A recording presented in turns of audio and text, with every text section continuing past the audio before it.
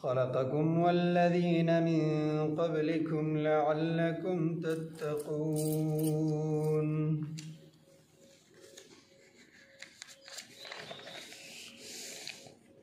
پچھلے رکوع میں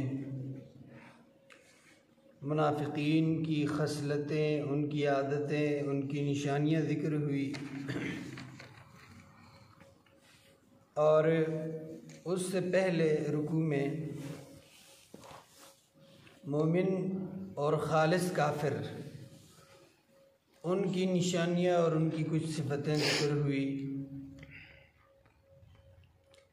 اب اس رکوع سے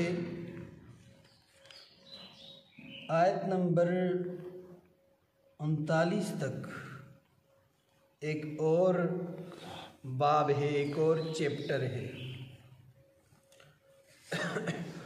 اس میں شروع میں اللہ سبحانہ و تعالیٰ نے توحید کی دعوت دی ہے، اور پھر اس پہ اللہ سبحانہ و تعالیٰ نے عقلی دلیلیں ذکر فرمائی ہیں، اور پھر اپنے نبی کی رسالت کی حقانیت پر دلیلیں دی ہے، اور پھر اس کے بعد توحید و رسالت کو ماننے والوں کے لیے خوشخبریاں اور نہ ماننے والوں کو وعید، دھمکی، اور پھر یہ مثالیں اللہ سبحانہ و تعالیٰ نے جو ذکر فرمائی ہیں۔ تو مثالوں کی تائید کہ مثالیں بہت فائدہ مند ہوتی ہے، ان کا فائدہ ہوتا ہے، اور پھر بے جا اعتراضات کرنے والوں کی اللہ تعالیٰ نے کچھ نشانیاں ذکر فرمائی ہے اور ان کی سزا ذکر فرمائی ہے۔ اس کے بعد پھر سے اللہ سبحانہ و تعالیٰ نے آخرت پر دلیلیں پیش کی ہے، اور پھر انسانیت کے آغاز اور انسانیت کا اس دنیا میں بسنا، اس کی سبب، اس کی وجہ، اس کا سبب، اس کو اللہ تعالیٰ نے ذکر فرمائے ہیں پورے ایک رکوع میں۔ یا ایھا الناس، اے لوگو، اعبدو، عبادت کرو، ربکم، اپنے رب کی، الذی، وہ ذات، خلق، جس نے پیدا کیا، کم، تمہیں، والذین، اور ان لوگوں کو، من قبلکم، جو تم سے پہلے تھے، لعلکم، تاکہ تم، تتقون، بچ جاؤ۔ یا ایھا الناس، اے لوگو، یہاں اللہ سبحانہ و تعالیٰ نے بعد میں بہت تاکید پیدا فرمائی ہے کہ عربی میں کسی کو بلانے کے لیے یا استعمال ہوتا ہے، یا عبد اللہ، اے اللہ کے بندے، یا قومی، اے میری قوم۔ اس طرح ایھا استعمال ہوتا ہے، ایھا الرجل، اے آدمی، ایھا الناس، اے لوگو، تو یا الگ طور پر اور ایھا الگ طور پر، دونوں کو اللہ تعالیٰ نے جمع کیا ہے تاکید کے لیے۔ الناس لفظ پہلے گزر چکا ہے پچھلے رکوع کے بالکل شروع میں، وَمِنَ النَّاسِ مَن يَقُولُ آمَنَّا بِاللَّهِ۔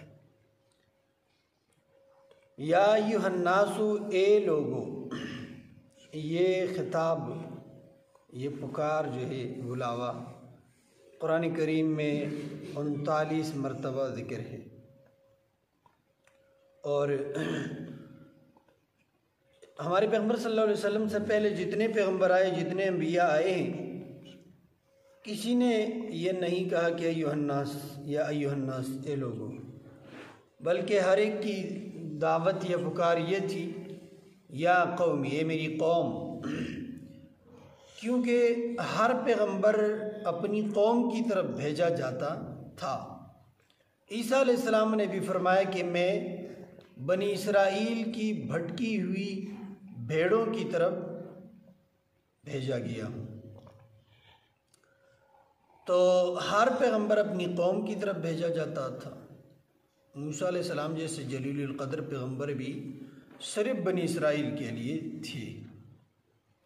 بنی اسرائیل کے ساتھ رہنے والے جو تھے ان کے ملکوں میں،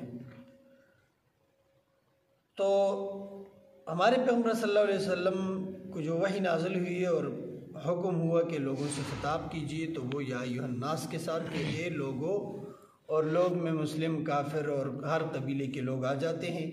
یہ اس بات کی دلیل ہے کہ ہمارے پیغمبر صلی اللہ علیہ وسلم کی نبوت، رسالت اور پیغمبری عالمی ہے، عالمگیر ہے.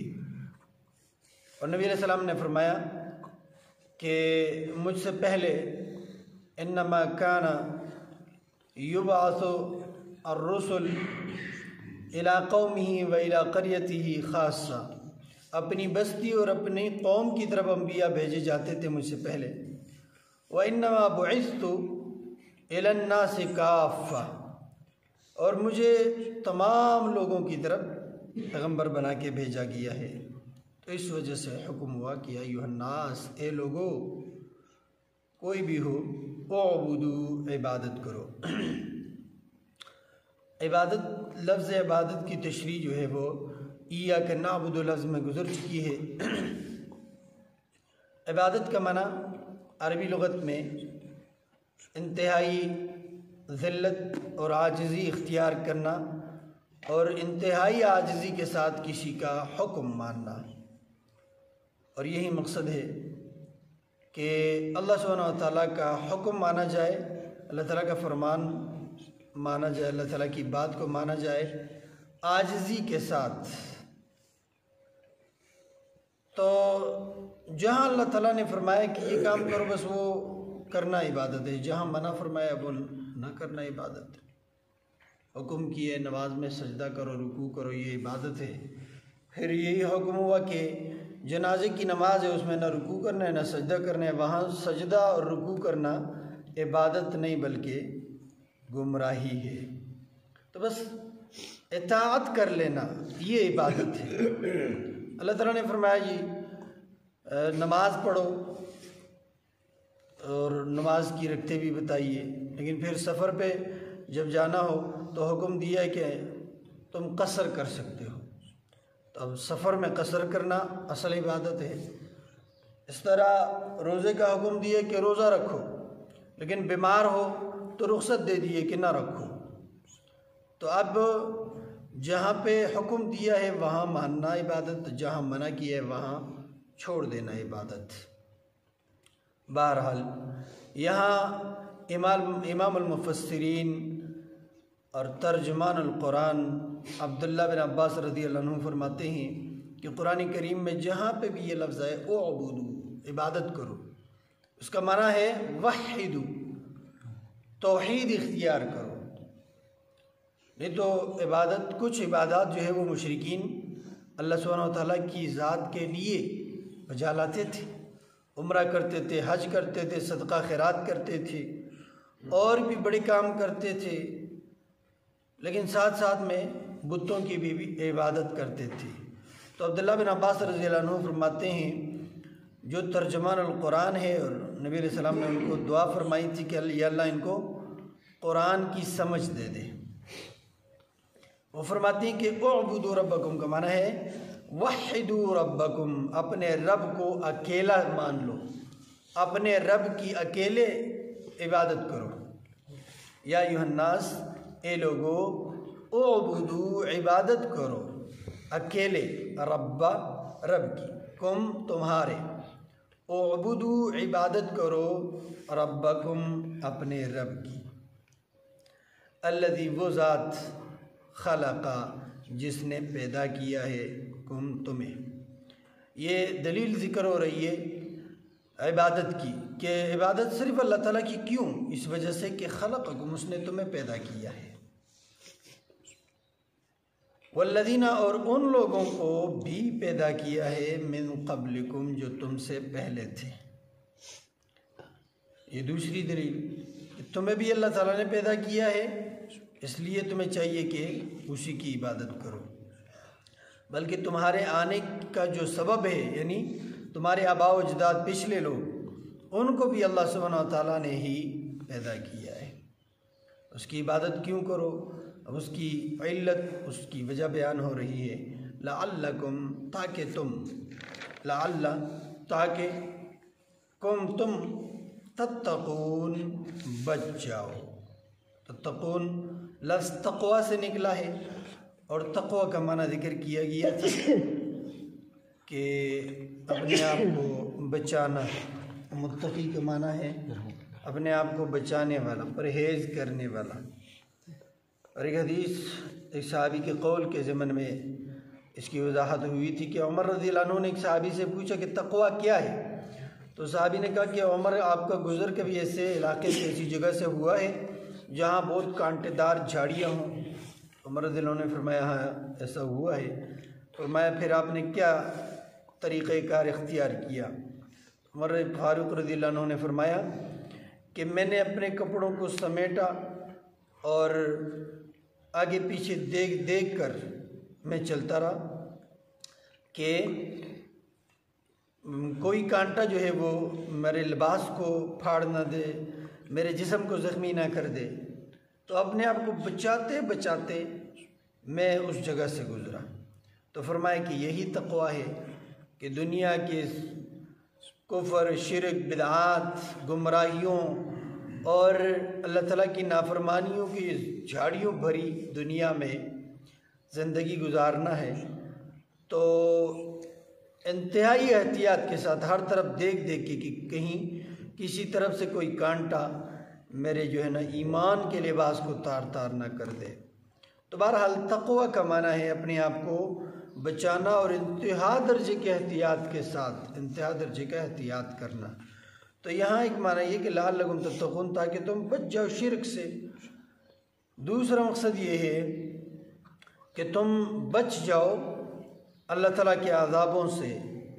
جو اللہ تعالیٰ کی توحید کو اختیار کرے گا تو اللہ سبحانہ و تعالیٰ اسے ضرور جہنم سے بچا کر جنت میں داخل فرمائے گا، اور جو شرکیات اختیار کرے گا، شرک کرے گا، بدعات کرے گا، تو اللہ سبحانہ و تعالیٰ اسے جہنم میں پھینک دے گا اور جہنم اس کا ٹھکانہ بنا دے گا۔ تو لعلکم، تاکہ تم تتقون، بچ جاؤ جہنم سے۔ الذی، وہ ذات، یہ اب تیسری دلیل کہ اس نے تمہیں صرف پیدا ہی نہیں کیا بلکہ اب زندگی کا انتظام بھی وہی کر رہا ہے۔ الذی، وہ ذات، جعل، جس نے بنایا، لکم، تمہارے لیے، لام کا معنی لیے، کم، تمہارے، لکم، تمہارے لیے، الارض، زمین کو، اس نے تمہارے لیے زمین کو بنایا، فراشن، بچھونا، فراش بچھی ہوئی چیز، قالین، بستر، بچھونا وغیرہ۔ تو زمین کو تمہارے لیے بچھونا بنایا۔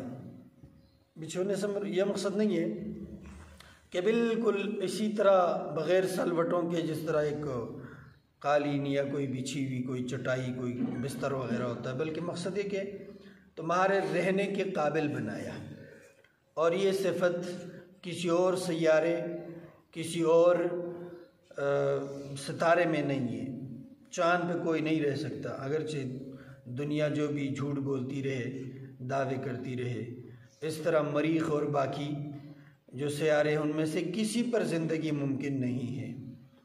اللہ سبحانہ و تعالیٰ نے زندگی کے لیے صرف اسی ایک کرے کا انتخاب کیا ہے، بلکہ سائنسدان تو یہاں تک کہتے ہیں کہ یہ جو اربوں خربوں ستارے ہمیں نظر آ رہے ہیں اور اس سے بھی زیادہ جو نظر نہیں آ رہے، ان سارے ستاروں میں جو خربوں خربوں ان کے گرد سیارے پھر رہے ہیں، ان سب میں سے صرف اسی زمین پر زندگی آباد ہے۔ تو یہ زمین کائنات کے مقابلے میں کوئی حیثیت ہی نہیں رکھتی۔ ہم یہ کہہ سکتے ہیں کہ ہماری پورا ہزارہ کیا بلکہ ہمارے پورے پاکستان کے مقابلے میں بال کا جو سر ہوتا ہے اس کی حیثیت کیا ہوگی؟ وہ بھی کوئی حیثیت ہے۔ زمین کی اس کائنات کے مقابلے میں اتنی حیثیت بھی نہیں ہے کہ کائنات بہت بڑی ہے، لیکن اتنی بڑی کائنات میں سائنسدان بھی مانتے ہیں کہ کوئی زندگی نہیں ہے۔ زندگی صرف اس زمین پہ ہے کہ اللہ تعالیٰ نے صرف اس زمین کو اس قابل بنایا ہے کہ یہاں زندگی ہو۔ اور دوسرے سیاروں پہ یا دوسرے ستاروں کے جو سیارے ہیں ان پہ اللہ سبحانہ و تعالیٰ اگر آخرت میں انہیں روز قیامت کے بعد زندگی بنانا چاہیں تو بنائیں گے، کیونکہ جو جنتیں ہیں وہ ایک تصور نہیں ہے، بلکہ یہ جو ہمیں کائنات نظر آ رہی ہے اسی میں جو ہے کوئی ایک سلسلہ ہو سکتا ہے، بہرحال یا جو ہم سے پوشیدہ کائنات ہے۔ تو الذی وہ ذات جعل جس نے بنایا لکم تمہارے لیے الارض زمین کو فراشن بچھونا، والسماء اور آسمان کو بنایا بناءً چھت۔ بنا ہر اس چیز کو کہا جاتا ہے جو انسان کو ہر طرف سے گھیرے ہوئے اور ڈھانپے ہوئے ہو، تو بنا اس میں چھت بھی آ جاتی ہے اور دیواریں بھی، یعنی پوری ایک عمارت۔ تو آسمان کو تمہارے لیے عمارت بنایا کہ آسمان نے ہمیں ہر طرف سے گھیرا ہوا ہے، صرف اوپر سے چھت نہیں ہے بلکہ ہر طرف سے آسمان نے اس زمین کو گھیرا ہوا ہے۔ ہاں، قرآن کریم میں ایک جگہ پہ آسمان کے لیے چھت کا لفظ بھی استعمال ہوا ہے، اور اس کی تھوڑی وضاحت آیت نمبر 19 میں گزر چکی ہے کہ آسمان ہمارے لیے چھت بھی ہے کہ کئی خطرات سے ہماری اس زمین کو جو ہے وہ بچاتی ہیں۔ وَأَنزَلَ اور پھر اتارا مِنَ السَّمَاءِ آسمان سے، ماءً پانی، بارش۔ انزلہ نازل کیا، اتارا، یہ لفظ کئی معنوں میں استعمال ہوتا ہے، خاص کر اوپر سے نیچے کی طرف کسی چیز کو اتارنا، پھینکنا، بھیجنا، اس معنی میں۔ پیدائش کے معنی میں بھی قرآن کریم میں استعمال ہوا ہے۔ بہرحال وَأَنزَلَ اور نازل کیا، اتارا مِنَ السَّمَاءِ آسمان سے، ماءً پانی، فَأَخْرَجَ تو نکالا یا پھر نکالا، پھر اخرج نکالا، بھی اس پانی کے ساتھ، بھی ساتھ اور ہی اشارہ ہے پانی کی طرف، بھی اس پانی کے ساتھ اللہ تعالیٰ نے نکالا من الثمرات پھلوں میں سے۔ ثمرات جمع ہے ثمرتن کی، اور یہ ہر کھائی جانے والی چیز کو کہا جاتا ہے، تو اس میں سارے غلہ جات آ جاتے ہیں، صرف پھل وغیرہ نہیں ہے، اس لیے کچھ علماء نے اس کا ترجمہ غلہ جات کیا ہے۔ تو اس میں پھل، فروٹ اور غلہ جات وغیرہ، گندم، مکئی، چاول اور یہ دالیں وغیرہ، یہ ساری چیزیں آ جاتی ہیں، اور سبزیاں وغیرہ بھی جو بھی زمین سے نکلتا ہے۔ رزقاً بطور حصہ کے یا رزق کے، لکم تمہارے لیے۔ اللہ تعالیٰ نے آسمان سے پانی اتارا، اس کے ساتھ اللہ تعالیٰ نے زمین سے تمہارے لیے فصلیں اگائی، غلہ جات پیدا کیا۔ رزقاً بطور رزق کے، لکم تمہارے لیے۔ تو اب جب تمہیں اللہ تعالیٰ نے پیدا کیا، تمہارے آباء و اجداد کو اللہ تعالیٰ نے پیدا کیا، تمہارے رہنے کے لیے زمین کو اللہ تعالیٰ نے قابل بنایا، اور آسمان کو ایک عمارت کے طور پر، ایک محفوظ پناہ کے طور، پناہ گاہ کے طور پر اللہ تعالیٰ نے آسمان تان دیے تمہارے اوپر کہ کوئی آسمانی جو ہے وہ آوارہ پتھر یا کوئی چٹان یا کوئی سیارے، کوئی شہاب ثاقب وہ تمہاری زمین پر نہیں گرتے، اور یہ اس سے محفوظ ہے۔